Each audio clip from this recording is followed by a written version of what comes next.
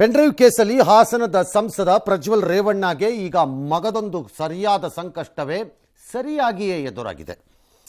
ಹೊಳೆನರಸೀಪುರದ ಕೇಸಲ್ಲಿ ಪಾಸ್ಪೋರ್ಟಿನ ವಜಾ ಕ್ಯಾನ್ಸಲ್ ಮಾಡಲಿಕ್ಕೆ ಬೆಂಗಳೂರಿನ 42ನೇ ACMM ನ್ಯಾಯಾಲಯ ಅನುಮತಿಯನ್ನು ಕೊಟ್ಟಿದೆ.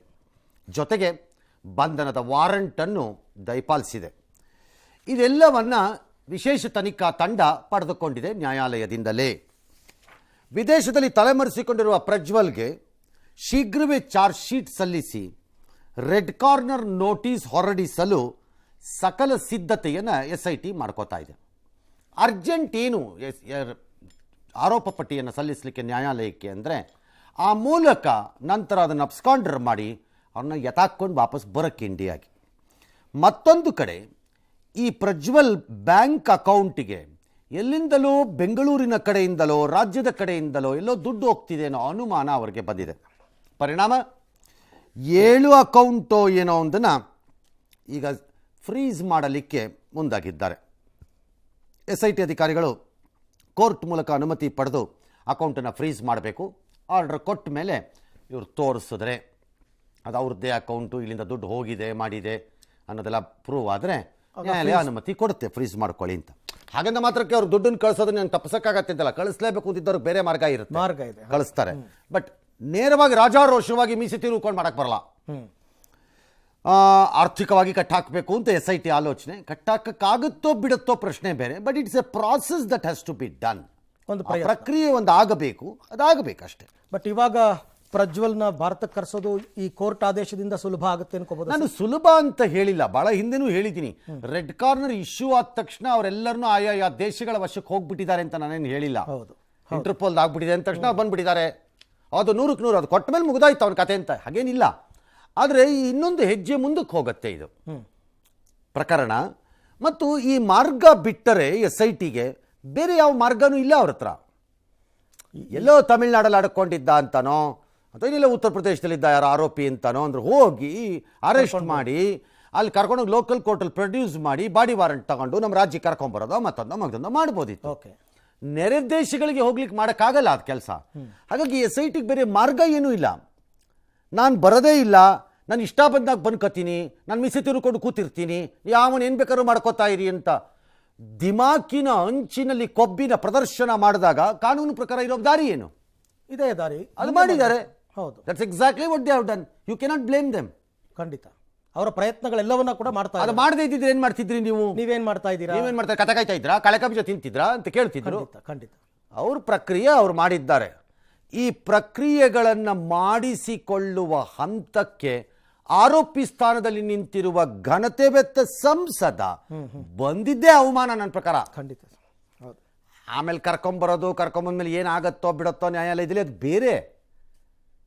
ಬೇರೆ ವಿಚಾರ. ಅದು ವಾಲಂಟಿಯರ್ ತಾನೇ ಬಂದು ಅರೆಸ್ಟ್ ಆಗಿದ್ದಿದ್ರೆ ಈ ತರದ ಗೊತ್ತಿಲ್ಲ, ವಾಲಂಟಿಯರ್ ಮತ್ತೊಂದು. ಬಟ್ ಈಗ ರೆಡ್ ಕಾರ್ನರ್ ಹಾಕಿಸ್ಕೋಬೇಕು, ಪಾಸ್ಪೋರ್ಟನ್ನು ಕ್ಯಾನ್ಸಲ್ ಮಾಡಿಸಬೇಕು ಒಬ್ಬ ಸಂಸದರದನ್ನ ಅಂತಂದರೆ ಅರ್ಥ ಏನು? ಮೀನಿಂಗ್ ಏನು? ಖಂಡಿತ ಕಾನೂನನ್ನು ರಚನೆ ಮಾಡುವಂತಹ ಸ್ಥಳದಲ್ಲಿ ಕೂತ್ಕೊಂಡು ರಚನೆಯಾಗಿರುವ ಆ ಪಾರ್ಲಿಮೆಂಟಿಂದನೇ ರಚನೆಯಾಗಿರುವ ಕಾನೂನುಗಳನ್ನು ಉಲ್ಲಂಘನೆ ಮಾಡ್ತೀನಿ ಅನ್ನೋದಾದರೆ ಮೀನಿಂಗ್ ಏನು? What sort of a morality or even legality ಇದೆ ಇವರುಗಳಿಗೆ? ನಾಳೆ ಕಾನೂನು ಮಾಡೋಕ್ಕೆ ಏನಿದೆ ಇವರುಗಳಿಗೆ? ಮರ್ಯಾದೆ ಬೇಡವಾ ಸ್ವಲ್ಪನಾದ್ರೂ? ಎಸ್, ಈ ರೆಡ್ ಕಾರ್ನ್ ಇನ್ನೊಂದೇ ಒಂದು ಪ್ರಶ್ನೆ ಸರ್. ನೋಟಿಸ್ಗೆ ಎಲ್ಲಾ ದೇಶಗಳು ಕೋಆಪರೇಟ್ ಮಾಡಲೇಬೇಕಾ ಸರ್? ಮಾಡಬೇಕು ಅಂತ ನಾನು ಹೇಳಿಲ್ಲ, ಮಾಡತ್ವಿ ಅಂತಲೂ ಹೇಳಿಲ್ಲ. ಆಯಾ ದೇಶಗಳು ಅವರವರ ಕಾನೂನುಗಳ ವ್ಯಾಪ್ತಿಯಲ್ಲಿ ಮತ್ತು ಆ ದೇಶ ಮತ್ತು ಕೇಳುತ್ತಿರುವ ದೇಶದ ಸಂಬಂಧಗಳ ಆಧಾರದಲ್ಲಿ ಮತ್ತು ಆ ದೇಶ ಕೇಳುತ್ತಿರುವ ದೇಶದ ಮಧ್ಯೆ ಇರಬಹುದಾದ ಒಪ್ಪಂದಗಳ ಆಧಾರದ ಮೇಲೆ ಮತ್ತು ಕೇಳುತ್ತಿರುವ ಪ್ರಕರಣದ ಗಂಭೀರತೆಯ ಮೇಲೆ ಈ ರೀತಿ ಹಲವಾರು ವಿಚಾರಗಳಲ್ಲಿ ಅದಿದೆ. ಈಗ ಪಾಸ್ಪೋರ್ಟ್ ರದ್ದಾದರೆ ಹಿಂದೆ ಒಂದು ಕೇಸಲ್ಲಿ ಈ ಥರ ಒಬ್ರಿಗೆ ಯಾರಿಗೋ ಪಾಸ್ಪೋರ್ಟ್ ರದ್ದು ಮಾಡಿದಾಗ ಅವ್ರು ಅಲ್ಲಿಯ ಲೋಕಲ್ ಕೋರ್ಟ್ಗೆ ಹೋಗ್ಬಿಟ್ರು. ಅವರು ನನ್ನ ಪಾಸ್ಪೋರ್ಟ್ ರದ್ದು ಮಾಡಿದ್ದಾರೆ, ನಾನು ಹೆಂಗೆ ಹೋಗ್ಲಿ ವಾಪಸ್ ಇಂಡಿಯಾಗೆ? ನಾ ಇಲ್ಲೇ ಇರ್ತೀನಿ, ನನಗೆ ಅಸೈಲಮ್ ಕೊಡಿ, ನಾನು ಕ್ಯಾನ್ಸಲ್ ಮಾಡಿಬಿಟ್ಟಿದ್ದಾರೆ, ನಾನು ಹೆಂಗೆ ಹೋಗ್ಲಪ್ಪ ಅಂತ ಕೂತ್ಕೊಂಡ್ಬಿಟ್ರು. ಈಗ ಕೂತಿದ್ದಾರೆ ಈಗಲೂ. ಓಕೆ, ಅವ್ರನ್ನ ಬರೋದೇ ಇಲ್ಲ ಅನ್ನೋ ತೀರ್ಮಾನಕ್ಕೆ ಬಂದಿದ್ರಿಂದ ಆ ಕೆಲಸ ಮಾಡಿದ್ದಾರೆ. ಈ ಮಹಾವ್ಯಕ್ತಿ ಆ ತೀರ್ಮಾನಕ್ಕೆ ಬಂದಿದ್ದಾರೋ ಇಲ್ವೋ ನಮಗೆ ಗೊತ್ತಿಲ್ವಲ್ಲ. ಎಸ್. ಓಕೆ, ಇನ್ನು ವಕೀಲ ಮತ್ತು ಬಿಜೆಪಿ ಮುಖಂಡ ದೇವರಾಜೇಗೌಡ ನಿನ್ನೆ 100 ಕೋಟಿ ಆಫರ್ ಬಂದಿತ್ತು ನನಗೆ ಅಂತ ಏನೋ ಒಂದು ಹೇಳಿದ್ರಲ್ಲ, ಅದಕ್ಕೆ ಸಂಬಂಧಪಟ್ಟಂತೆ ಕಾಂಗ್ರೆಸ್ ನಾಯಕರೆಲ್ಲರೂ ಕೂಡ ಇವತ್ತು ರಿಯಾಕ್ಟ್ ಮಾಡಿದ್ದಾರೆ. ಯಾರ್ಯಾರು ಏನೇನು ಮಾತಾಡಿದ್ದಾರೆ ಅಂತ ನೋಡೋಣ. ಆದರೆ ದೇವರಾಜೇಗೌಡಗೆ SIT ಕಸ್ಟಡಿಗೆ 2 ದಿನ ಮುಂದುವರಿಸಿ ಹಾಸನ 5ನೇ ಹೆಚ್ಚುವರಿ ಕೋರ್ಟ್ ಆದೇಶ ಕೊಡ್ತು. ಈ ಬೆನ್ನಲ್ಲೇ ಅವ್ರನ್ನ ಬೆಂಗಳೂರಿಗೆ ಕರ್ಕೊಂಡು ಬರ್ತಾರೆ. ಅವನೇನೋ ಮೆಂಟಲ್ ಕೇಸು, ಅವನು ಮಾತಾಡ್ಲಿ, ಅವ್ನು ಏನ್ ಬೇಕಾದ್ರೂ ಮಾತಾಡ್ಕೊಳ್ಳಿ. ನಾನು ಯಾವ ಮಾತಾಡಿಲ್ಲ ರೀ. ನಾನು ನಾಟ್ ಸ್ಪೋಕನ್ ಎನಿಥಿಂಗ್. ಪಾಲಿಟಿಷಿಯನ್ ಅಂದ್ಮೇಲೆ ಸಾವಿರಾರು ಜನ ಬಂದು ಭೇಟಿ ಮಾಡ್ತಾರೆ. ಯಾರು ಬರ್ತಾರೋ ಅವ್ರು ಯಾವ ಹುದ್ದದಲ್ಲಿ ಯಾವ ಇದೆಯೋ ಯಾರು ಗೊತ್ತು. ನಾನೇನ್ ತಪ್ಪು ಮಾತಾಡಿಲ್ಲ, ಮಾಡಕ್ ಹೋಗಿಲ್ಲ, ತಲೆನೂ ಕೆಡ್ಸ್ಕೊಳಕ್ ಹೋಗಿಲ್ಲ. ನೋಡಪ್ಪ, ನಮ್ಮ ಹೆಸರು ಉಪಯೋಗಿಸ್ಕೊಂಡ್ರೆ ಕೆಲವರಿಗೆ ಮಾರ್ಕೆಟ್. ನಾ ದೇವರಾಜೇಗೌಡ ಯಾರು ಅಂತ ನೋಡಿಲ್ಲ, ನಿಮ್ಮ ಟಿವಿಲಿ ಬಂದ್ಮೇಲೆ ನೋಡಿರೋದು. ಅವ್ರಿಗೂ ನಮಗೂ ಯಾವತ್ತೂ ಯಾವುದೇ ವಿಚಾರದಲ್ಲೂ ಸಂಪರ್ಕ ಇಲ್ಲದೆ ಇರ್ತಕ್ಕಂಥ ವ್ಯಕ್ತಿ. ಅವರು ಅದನ್ನು ಡೈವರ್ಟ್ ಮಾಡಲಿಕ್ಕೋಸ್ಕರ ಏನು ದೇವರಾಜೇಗೌಡರನ್ನ ಉಪಯೋಗಿಸ್ಕೋತಾ ಇದ್ದಾರೋ ಅವರನ್ನು ಯಾರು ಅಂತ ಹೇಳಿ ಇಲ್ಲಿ ಕಂಡುಹಿಡಿಬೇಕಾದ್ದು ಭಾಳ ಮುಖ್ಯವಾಗಿದೆ. ಇದಕ್ಕೂ ನಮ್ಮ ಕಾಂಗ್ರೆಸ್ಗೂ ಮತ್ತು DK ಶಿವಕುಮಾರ್ ಅವತ್ತೇನು ಹೇಳ್ತಾ ಇದ್ರು, ಅಮಿತ್ ಶಾ ಅವರಿಗೆ ಎಲ್ಲ ಗೊತ್ತಿದೆ ಅಂತ. ಇದನ್ನು ಅಮಿತ್ ಶಾ ಅವ್ರ ಡೈರೆಕ್ಷನ್ ಇರಬೇಕು. 100 ಕೋಟಿ ರೂಪಾಯಿ ಆಫರ್ ಇದೆ ಅಂದ್ರೆ ಅವತ್ತೇ ಅಮಿತ್ ಶಾ ಅವ್ರಿಗೆ ಹೇಳ್ಬೋದಾಗಿತ್ತಲ್ಲ. ಇದನ್ನ ಅವನು ಕುಮಾರಸ್ವಾಮಿ ಕೃಪಾ ಪೋಷಿತ ನಾಟಕ ಮಂಡಳಿ ಒಬ್ಬ ಸದಸ್ಯ. 100 ಕೋಟಿ ಆಫರ್ ಮಾಡಿದ್ರೆ ಇಷ್ಟು ದಿವಸ ಏನ್ ಬಾಯಿಗೆ ಮಣ್ಣು ತುಂಬಿಕೊಂಡಿದ್ನ, ಜೈಲ್ಗೆ ಹೋದ್. SITನವರು ಅದರ ಸಾಧಕ ಬಾಧಕವನ್ನ ಗಮನಿಸ್ತಾರೆ. ಅದರ ಅಗತ್ಯ ಇದ್ರೆ ಅದಕ್ಕೆ ತನಿಖೆಯಲ್ಲಿ ಸೇರಿಸಿಕೊಂಡು. All right. ಈಗ DK ಶಿವಕುಮಾರ್ ಅವರು ನಾನು ಮಾತೇ ಆಡಿಲ್ಲ ಅವನ ಜೊತೆನಲ್ಲಿ. ನನ್ನ ಪ್ರಕಾರ DK ಮಾತಾಡಿಲ್ಲ ಅಂತ ಹೇಳಿಲ್ಲ. ನಾನು ಮಾತೇ ಆಡಿಲ್ಲ, ಯಾರೋ ಬರ್ತಾರೆ 108 ಜನ. ಅಲ್ಲ, ಮಾತಾಡಿಲ್ಲ ಅಂತ ಹೇಳಿಲ್ಲ. ಯಾರ್ಯಾರೋ ಬರ್ತಿರ್ತಾರೆ, ಯಾರೋ ಮಾತಾಡಿದ್ದಾರೆ. ನಾನೇನು ತಪ್ಪು ಮಾತಾಡಿಲ್ಲ ಅಲ್ಲಿ ಅಂತ ನಾವು ಹೇಳಿದ್ದಾರೆ. ಆ ಫೋನ್ ತಗೋಬೇಕಾಗಿರಲಿಲ್ಲ ನನ್ನ ಪ್ರಕಾರ. ಕೊಟ್ಟದ ತಕ್ಷಣ ನನ್ನ ತಲೆಕೆಟ್ಟಿದ್ಯಾ ಫೋನ್ ತಗೊಳಕ್ಕೆ ಅಂತಲೇ ಕಳಿಸ್ಬೇಕಿತ್ತು. ಅದರಲ್ಲಿ ಯಾವ ಅನುಮಾನನೂ ಇಲ್ಲ. ಬಟ್ ನನ್ನ point to the deputy chief minister is, if someone is A mental, ಅವ್ನು ಯಾರೋ ಮೆಂಟಲ್ ಗಿರಾಕಿನೇ ಆದರೆ ಯಾಕೆ ಆ ವಿಷಯ ನೀವು ಮಾತಾಡೋಕ್ಕಾರೋ ಅವ್ನು ಮೆಂಟಲನ್ನು ಯಾಕೆ ಕೇಳಕ್ಕೆ ಹೋಗ್ತೀರಿ? ನೀವು ಯಾಕಪ್ಪ ನನ್ನ ಸಂಬಂಧವಿಲ್ಲದೆ ಇರೋರ ಬಗ್ಗೆ ಕೇಳ್ತಾ ಇದ್ದೀರಿ? ನನ್ನನ್ನು ಯಾಕೆ ಕೇಳ್ತಾ ಇದ್ದೀರಿ? In what way I am concerned ಈ ಕೇಸಲ್ಲಿ? ನನಗೆ ಕೊಟ್ಟಿರೋದು 2 ಪೋರ್ಟ್ಫೋಲಿಯೋ, ಒಂದು ಇರಿಗೇಷನ್ನು, ಇನ್ನೊಂದು ಬೆಂಗಳೂರು ಡೆವಲಪ್ಮೆಂಟ್. ಈಗ ಚುನಾವಣೆ ಮುಗಿದಿದೆ, ಏನಾರು ಇದ್ರೆ ಕೇಳಿಪ್ಪ ಅನ್ಬೇಕು. ಮೆಂಟಲ್ ವಿಚಾರ ಯಾಕೆ ಏನಕ್ಕೆ ಬೇಕು ನಿಮ್ಗದು? ಕರೆಕ್ಟ್. ಒಂದು. ಎರಡನೇದು 100 ಕೋಟಿ. ಏನು 100 ಕೋಟಿ ಏನು ಕಳ್ಳೆಕ ಬೀಜಾನೇ? ಹೌದು. ಈ ದೇಶದಲ್ಲಿ 100 ಕೋಟಿನ ಈ ಥರದ ಸಂಗತಿಗಳಿಗೋಸ್ಕರ ಆಫರ್ ಮಾಡ್ತಾರೆ ಯಾರು ಅಂದರೆ ನಾನು ಐ ಆಮ್ ಸರ್ಪ್ರೈಸ್ಡ್ ಆ್ಯಕ್ಚುಲಿ. 100 ಕೋಟಿ ಏನೋ 1 ಲಕ್ಷ ಕೋಟಿ ಕೊಡ್ತೀನಿ ಅಂತಿದ್ರು, 2 ಲಕ್ಷ ಕೊಡ್ತೀನಿ ಅಂತಿದ್ರು. ಭಾಳ ಇಂಪಾರ್ಟೆಂಟ್ ಕೇಸು. 2 ಕೋಟಿ ಕೊಡ್ತೀನಿ ಅಂತ ಕರ್ಸಿದ್ರು ಅಂದರೆ ಇರ್ಬೋದೇನಪ್ಪ, ನಂಬಕ್ಕಾಗಲ್ಲ ಈ ದೇಶದಲ್ಲಿ ಅನ್ಬೋದಿತ್ತು ನಾನು. 100 ಕೋಟಿ ಅಂದರೆ ತರಕಾರಿ ಸೊಪ್ಪ ಅದು ಚೀಲದಲ್ಲಿ ತುಂಬ್ಕೊಂಬಂದು ಕೊಡೋಕ್ಕೆ ಗೊತ್ತಿಲ್ಲ ನನಗೆ. I cannot say. Number 3, accused ಆ ರೀತಿ ಕೂತ್ಕೊಂಡು ಅದಕ್ಕೆ ಹೇಳಿದಾಗ ಅದಕ್ಕೆ ಭಾಳ ಗಂಭೀರತೆ ಕಾನೂನಲ್ಲೇನಿಲ್ಲ. ಹೌದು, ಕರೆಕ್ಟ್. ಯಾವ ಇದು ಇಲ್ಲ ಅದಕ್ಕೆ. If he is so serious, ಒಬ್ಬ ವಕೀಲನಾಗಿ ನನ್ನನ್ನು ಬ್ರೈಬ್ ಮಾಡಕ್ಕೆ ಬಂದಿದ್ರು ಅಂತೇಳಿ ಇವರೇ ಕಂಪ್ಲೇಂಟ್ ಕೊಡಬೇಕಾಗಿತ್ತು ಲೋಕಾಯುಕ್ತಾಗೆ.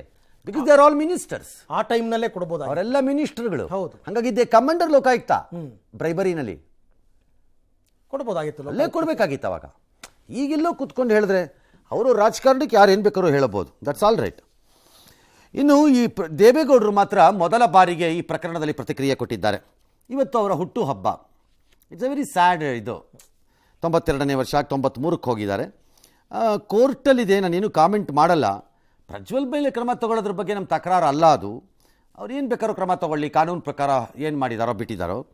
ಆದರೆ ರೇವಣ್ಣ ವಿಚಾರದಲ್ಲಿ ಏನೇನು ಮಾಡಿದ್ದಾರೆ ಅನ್ನೋದು ರಾಜ್ಯಕ್ಕೆ ಗೊತ್ತಾಗಿದೆ. ನಮ್ಮ ಕುಟುಂಬಕ್ಕೆ ಹಿನ್ನಡೆ ಮಾಡಬೇಕು ಅಂತ ಅವ್ರದ್ದೆಲ್ಲ ಐಡಿಯಾ ಅಂತೆಲ್ಲ ಹೇಳಿದ್ದಾರೆ. ಕುಮಾರಸ್ವಾಮಿ ನಾನು ಇವತ್ತು ಮಾತಾಡಲ್ಲ, ಇನ್ನು ಸೋಮವಾರ ಮಾತಾಡ್ತೀನಿ ಅಂದರೆ. ಇತ್ತ ವಿಜಯೇಂದ್ರ BJP ರಾಜ್ಯಾಧ್ಯಕ್ಷರು ಸಿಟ್ಟಿಂಗ್ ಜಡ್ಜ್ ತನಿಖೆಗೆ CBI ತನಿಖೆ ಕೇಳಿದ್ರೆ ಸದಾನಂದ ಗೌಡರು ಸಿಟ್ಟಿಂಗ್ ಜಡ್ಜ್ ತನಿಖೆ ಕೇಳಿದ್ದಾರೆ. ಎರಡೂ ಆಗಲ್ಲ. ಘಟನೆ ನಡೀತಾ ಇದೆ. ಪ್ರಜ್ವಲ್ ರೇವಣ್ಣವ್ರ ಬಗ್ಗೆ ಏನು ನಡೀತಾ ಇದೆ ಅನ್ನೋದ್ರ ಬಗ್ಗೆ, ಕೋರ್ಟಲ್ಲಿ ಏನೇನು ನಡೀತಾ ಇದೆ ಅನ್ನೋದನ್ನ ನಾನು ಅದ್ರ ಬಗ್ಗೆ ಕಾಮೆಂಟ್ ಮಾಡಲ್ಲ. ಪ್ರಜ್ವಲ್ ರೇವಣ್ಣವ್ರು ಹೊರಗಡೆ ಹೋಗಿದ್ದಾರೆ. ಈ ಮಧ್ಯೆ ಇದಕ್ಕೆ ಒಳಗೊಂಡಿರ್ತಕ್ಕಂಥ ಅನೇಕ ಜನ ಇದ್ದಾರೆ ಇದರಲ್ಲಿ. ಅವರೆಲ್ಲರ ಮೇಲೆ ಕ್ರಮ ತಗೋಬೇಕು, ನ್ಯಾಯ ಜನತೆಗೆ ಸಿಗಬೇಕು. ನಾವು ಪ್ರಜ್ವಲ್ ಬಗ್ಗೆ ಕ್ರಮ ತೆಗೆದುಕೊಳ್ಳೋದ್ರ ಬಗ್ಗೆ ಯಾವ ತಕರಾರಿಲ್ಲ. ಜೂನ್ 4ನೇ ತಾರೀಕು ಬಂದ ಮೇಲೆ ನಾನು ಮತ್ತೆ ನಿಮ್ಮನ್ನ ನಮ್ಮ ಆಫೀಸಲ್ಲಿ ಮೀಟ್ ಮಾಡ್ತೀನಿ.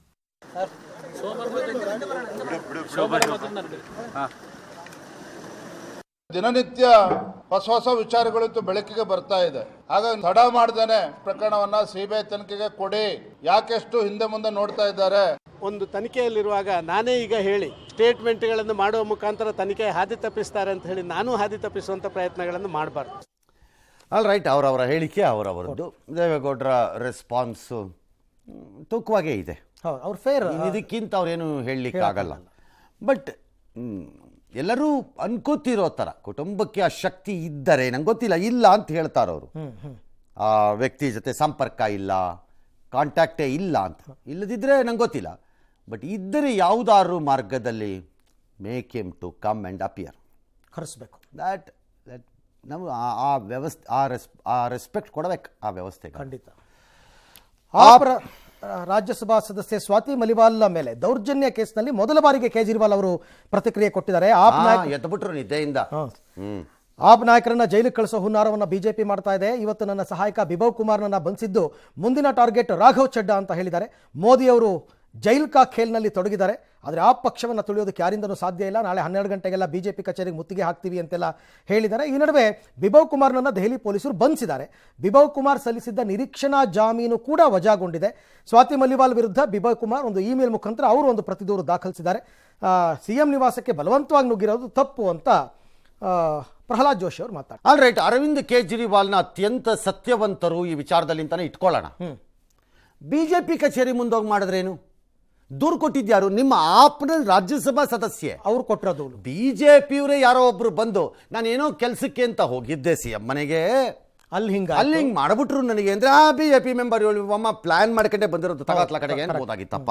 ಅವ್ರ ಕಚೇರಿಗೆ ಹೋಗಿ ಉಪ್ಪಿಗೆ ಹಾಕೊಂಡು ನೆಕ್ತೀರಾ ನೀವು? ಒಳ್ಳೆ ಕಥೆ ಐತಲ್ಲ ಇದು. ಹೊನ್ನಾರ ಎಲ್ಲರೂ ಜೈಲಿಗೆ ಕಳ್ಸೋದು ಇರ್ಬೋದು, ಅದು ಇರ್ಬೋದು ಅಂತಾನೆ ಇಟ್ಕೊಳ್ಳೋಣ. ನೀವೇನು ಮಣ್ಣು ತಿನ್ನಕ್ಕೆ ಮಾಡ್ಕೊಂಡ್ರ ಇಂಥ ಘಟನೆನೆಲ್ಲ ಚೀಫ್ ಮಿನಿಸ್ಟರ್ ಮನೆಯಲ್ಲಿ?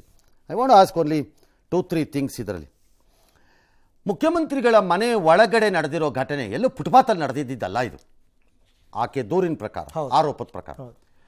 ಇವತ್ತು ಪತ್ರಿಕಾಗೋಷ್ಠಿಯಲ್ಲಿ ಆಪ್ನ ನಾಯಕರುಗಳು ಕೆಲವರು ಯಾರ್ಯಾರೋ ಹೇಳ್ತಾ ಇದ್ದಿದ್ದು ನೋಡ್ತಾ ಇದ್ದೆ. ಚೀಫ್ ಮಿನಿಸ್ಟರ್ಗೆ ಹಾರಂ ಮಾಡೋದು, ಘಾಸಿ ಮಾಡುವ ಉದ್ದೇಶ ಇತ್ತು. ಆಕೆ ಭದ್ರತೆ ದಾಟು ಬಂದಿದ್ದಾರೆ. ತಲೆನಲ್ಲಿ ಸಗಣಿ ಇಟ್ಕೊಂಡಿದ್ದೀರೋ ಬ್ರೈನ್ ಇಟ್ಕೊಂಡಿದ್ದೀರೋ ಆಪ್ನವರು?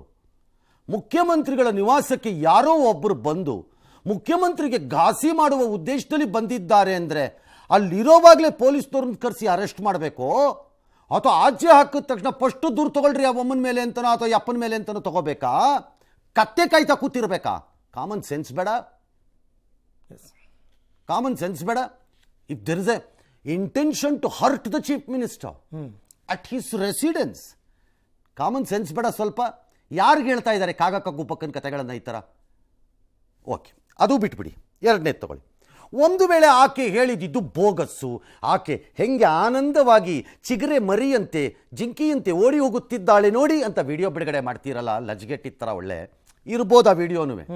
ಆಲ್ರೈಟ್, ನಿಮ್ಮ ಪಕ್ಷದ ಸಂಜಯ್ ಸಿಂಗ್ ಒಂದು ಪ್ರೆಸ್ ಕಾನ್ಫರೆನ್ಸ್ ಮಾಡಿದ್ದ ಮರುಕ್ಷಣನೇ ಪಕ್ಷದವ್ರು ಇನ್ನೊಂದು ಪ್ರೆಸ್ ಕಾನ್ಫರೆನ್ಸ್ ಮಾಡಿ ಆ ಅಪ್ಪನಿಗೆ ಯಾವುದೇ ಮಾಹಿತಿ ಇಲ್ಲದೆ ಬಾಯಿಗೆ ಬಂದಂಗೆ ಮಾತಾಡಿದಾರಪ್ಪ ಅಂತದ್ದು ಏನು ನಡೆದಿಲ್ಲ ಅಂತ ನಾವು ಹೇಳಬೇಕಿತ್ತಲ್ಲ, ಕ್ಲಾರಿಫಿಕೇಶನ್ ಕೊಡಬೇಕಾಗಿತ್ತು. ಹಾಗೇನು ಕತೆ ಕಾಯ್ತಾ ಕೂತಿದ್ರಾ ಎಲ್ಲರೂ? ಅದು ಬಿಟ್ಬಿಡಿಪ್ಪ, ಅದು ತಪ್ಪಾಗೋಯ್ತು, ಬಿಟ್ಕೊಂಬಿಡೋಣ ಬೇಕಾರೆ. ಕೇಜ್ರಿವಾಲ್ ಇವತ್ತು ಜೈಲ್ ಮೇ ಖೇಲೋ ಖೋಲೋ ಪಾಲೋ ಅಂತ ಮಾತಾಡ್ಕೊಂಡು ಕೂತಿದ್ದಕ್ಕೆ 3 ದಿನದಿಂದ ನಿಮ್ಮ ಮೇಲೆಯೇ ಆರೋಪ ಬಂದಾಗ ಉಳಿದಿದ್ದಕ್ಕೆಲ್ಲ ಮೀಡಿಯಾಗೆ ಮಾತಾಡೋ ಧೈರ್ಯ ಇರಬೇಕಾದ ನಿಮಗೆ ಒಂದು ಕರೆದು ಯಾರಿಗೆ ಹೇಳ್ತಾ ಇದ್ದೀರಿ ನೀವು ಇದನ್ನೆಲ್ಲ ಅಂತೇಳಿ 3 ದಿನ ಆದಮೇಲೆ ಕಣ್ಣಿಗೆ ನೀರು ಹಾಕೊಂಬಿಟ್ಟು ಒರೆಸ್ಕೊಂಡು ಎದ್ದು ಬಂದವ್ರ ಥರ ನಿದ್ದೆಯಿಂದ ಬಂದು ಮಾಡ್ತಾ ಇದ್ರೆ ಯಾವನಾದರೂ ಕೇಳ್ತಾನ? ಕೇಳಬೇಕಾ ಅದನ್ನು? ಕೋರ್ಟ್ ಏನಾದ್ರು ಹೇಳ್ಕೊಳ್ಳಿ ನಾಳೆ. ಸಾಮಾನ್ಯ ಜ್ಞಾನದಲ್ಲಿ ಕೇಳ್ತಿರೋದು ನಾನು ಈ ಪ್ರಶ್ನೆನ. ಒಂದು ವೇಳೆ ಅದು ಬಿಟ್ಬಿಡೋಣ, ನನಗ್ಯಾಕ್ರಿ ಸಂಬಂಧ, ನನ್ನ ಮೇಲೆ ಇತ್ತ, ನನಗೇಕೆ?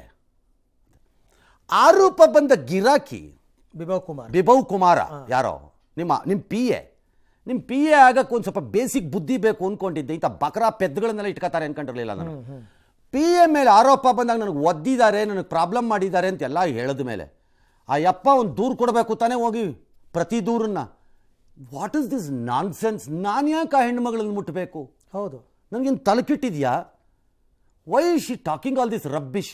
ಆಕೆ ದೂರು ಕೊಡದೇ ಇದ್ದರು ನನ್ನ ಮೇಲೆ ಈ ರೀತಿ ಇಲ್ಲದ ಆರೋಪಗಳು ಮೀಡಿಯಾಲೆಲ್ಲ ಬರ್ತಾ ಇದೆ, ಏನೇನೋ ಆಗೋಗಿದೆ ಅಂತ. ದಯವಿಟ್ಟು ಕ್ರಮ ತಗೊಳ್ಳಿ, ಇದು ನನಗೂ ಅದಕ್ಕೂ ಸಂಬಂಧ ಇಲ್ಲ. ಅವ್ರಾರು ಕೊಡಬೇಕು. ಅವ್ರು ಇವತ್ತೋಗಿ ಪ್ರತಿ ದೂರು ಕೊಡ್ತಾರಂತೆ, ಅದು ಮೇಲ್ ಮುಖಾಂತರ ಇವತ್ತೋಗಿ ಕೊಡ್ತಾರೆ. ಇದು ಆಪ್ನ ಸ್ಥಿತಿ. ದೇಶವನ್ನು ಹೊಸ ದಾರಿಯಲ್ಲಿ ನಡೆಸಬೇಕಾದವರ ಕತೆ ಇದು ಲಜ್ಜಿಗೆಟ್ಟಿದ್ರೆ ಏನು ಮಾಡೋಕ್ಕಾಗಲ್ಲ. ಹಾಗಾಗಿ ನೀವು ಅದೇನು ಮಾಡ್ಕೋಬೇಕೋ ಮಾಡ್ಕೊಳ್ಳಿ, ಅವ್ರವ್ರ ಪಾಡು ನಿಮ್ಮ ರಾಜಕಾರಣ ನಡೆಸ್ಕೊಳ್ಳಿ. ಬಟ್ ಜನ ಮಾತ್ರ ದೇ ಆರ್ ವಾಚಿಂಗ್ ಯು, ಅದು ಮಾತ್ರ ಜ್ಞಾಪಕ ಇಟ್ಕೊಳ್ಳಿ.